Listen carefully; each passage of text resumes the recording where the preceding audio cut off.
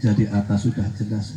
Artinya kebutuhan masyarakat terhadap pesantren itu tidak bisa dihindari.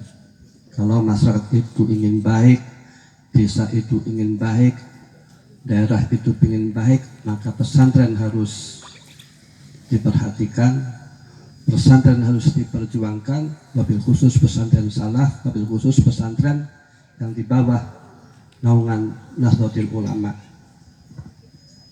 Ya Alhamdulillah, rahimakumullah, kita menghadapi situasi yang demikian.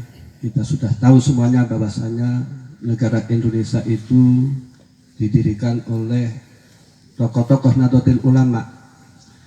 Ya maknanya berarti siapa yang merongrong terhadap pemerintahan Indonesia, ini berarti berhadapan dengan Nahdlatul Ulama.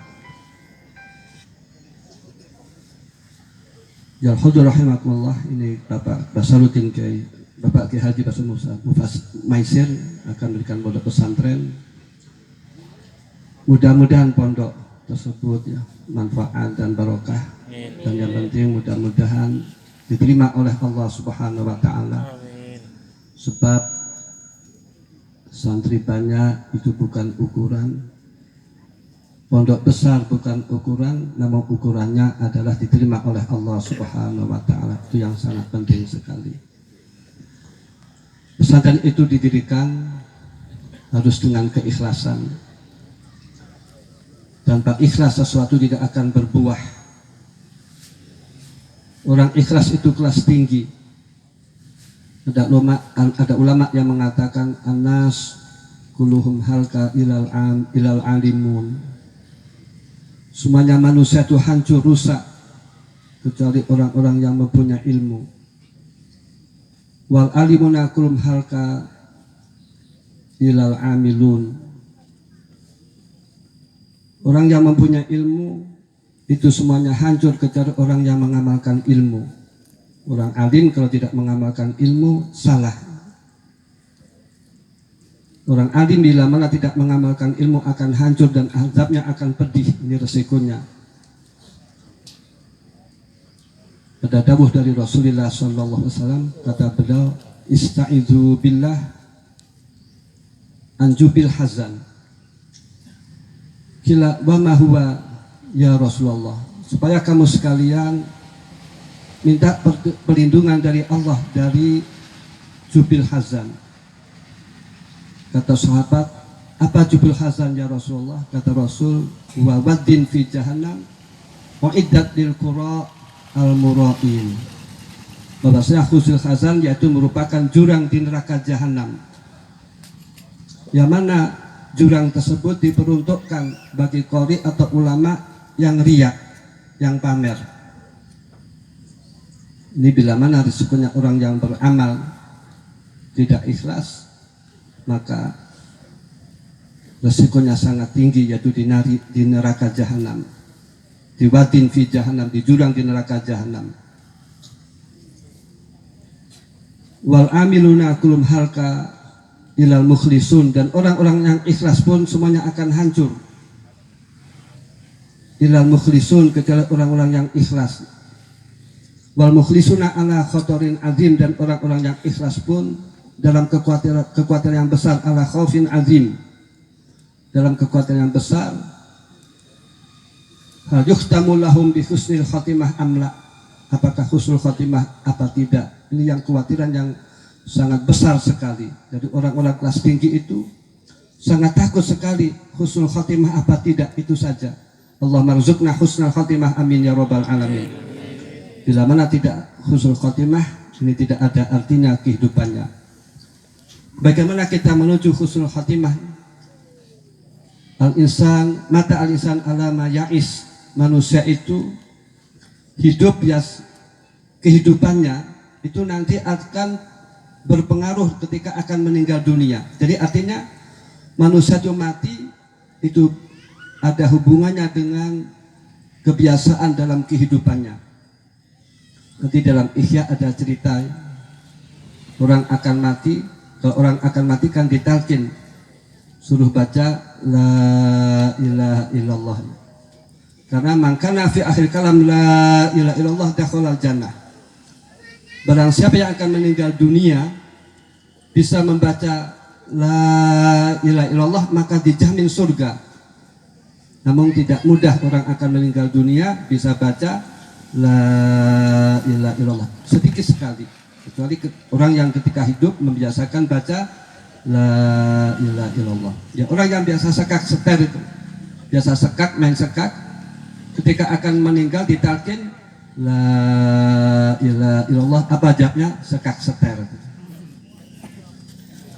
Maka tidak aneh ya kalau orang pemabuk, naudzubillah min dzalik, kadang matinya mabuk dan narkoba dan seterusnya. Ya hadirin rahimakumullah. Ajaran agama itu muaranya ujungnya itu mengajarkan akhlakul karimah. Orang zikir, orang baca Quran, orang amal soleh, orang beribadah, itu tujuannya litasfiyatil qulub, untuk membersihkan hati. Bila mana orang itu amalnya baik,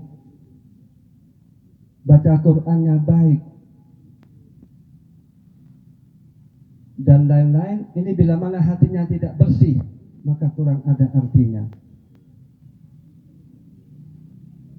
Apa yang dilakukan oleh manusia, baik itu zikir atau ajaran-ajaran agama, itu tujuannya litasfiyatil qulub.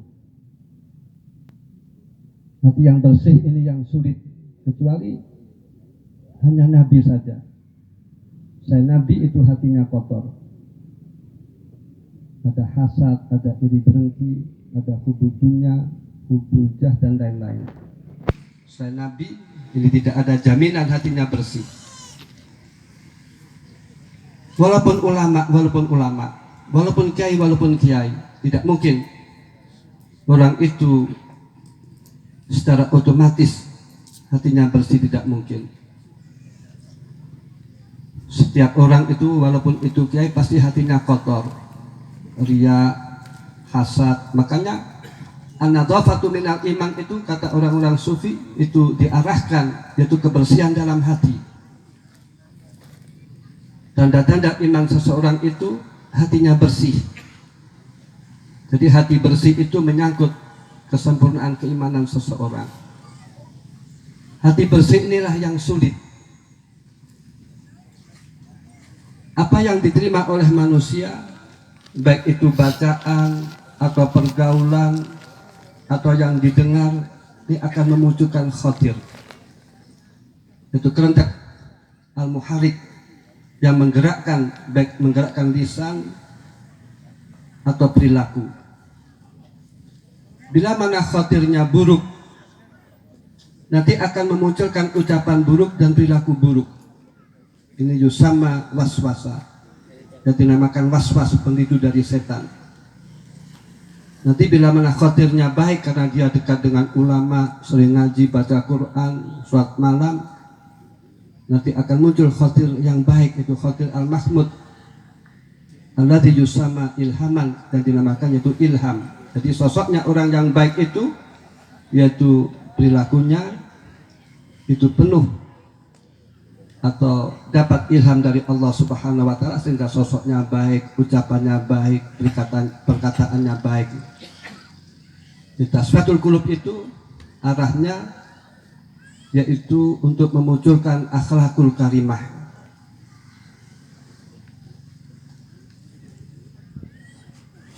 Hati yang bersih akan memunculkan akhlakul karimah. Akhlakul karimah tidak mungkin akan muncul dari hati yang kotor. Ini akhlakul karimah. Dan kalimah yang diterima oleh Allah itu kalimah yang karena Allah. Sebab ada nanti maaf, ada orang sopan santun bukan karena Allah. Misalkan di Jawa ya, bukan di Sumatera.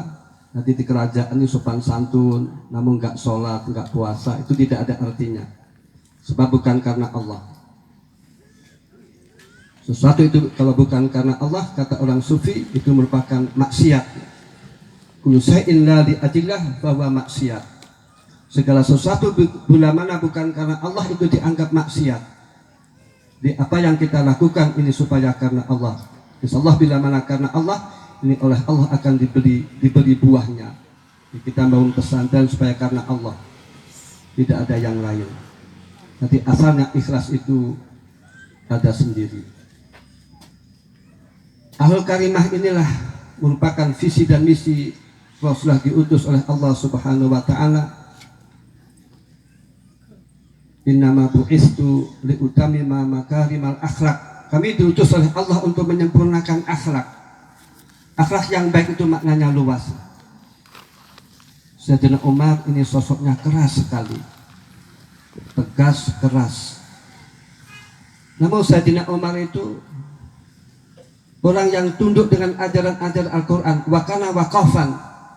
Beliau itu orang yang selalu tindak tanduknya ukurannya yaitu Al-Quran. Kalau Al-Quran melarang, Sayyidina Umar tidak melakukan. Pernah suatu saat sahabat Umar itu seorang khalifah dikritik demikian dengan, ya Umar kamu demikian demikian. Sahabat Umar akan marah, akan mengambil tindakan.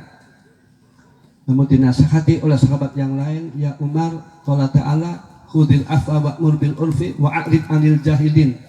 Allah mengatakan supaya kamu memaafkan dan perintah tentang kebaikan-kebaikan dan berpalinglah dari orang-orang yang bodoh.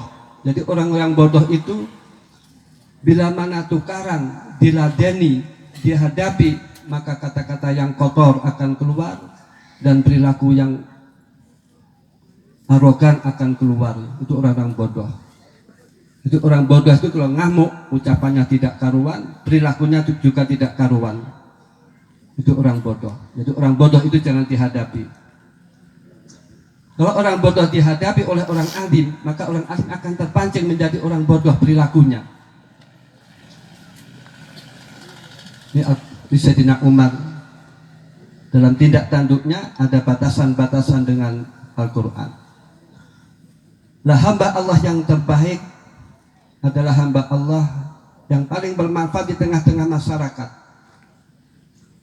Dan hamba-hamba Allah yang baik itu yang lunak, yang lemah lembut. Qala ta'ala wa ibadur rahmani ladina yamsuna 'alal ardi hauna wa idza khatabahumul jahiluna qalu salama. Ini karakter hamba Allah yang baik itu lainan ayat tawaduan adab asor, mudahan, gampang diatur. Jadi makmum baik menjadi makmumnya, jadi imam baik menjadi imamnya, jadi rakyat baik menjadi rakyatnya. Bagi pemimpin atau pejabat atau umarok baik menjadi umaroknya. Ini ibadur rahman yang baik, yang mudahan, gampangan, lainan, tawaduan, tidak kaku, tidak kolot, namun yang gampang, yang toleransi.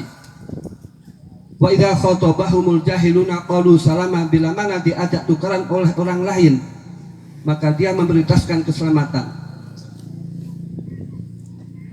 Nuridu an naslama min ismikum. Saya lebih mengendaki keselamatan daripada berbuat dosa. Sebab bila mana orang itu tukaran dengan orang bodoh, dia akan melakukan perkara yang maksiat atau dosa atau tidak menyakiti kepada orang lain.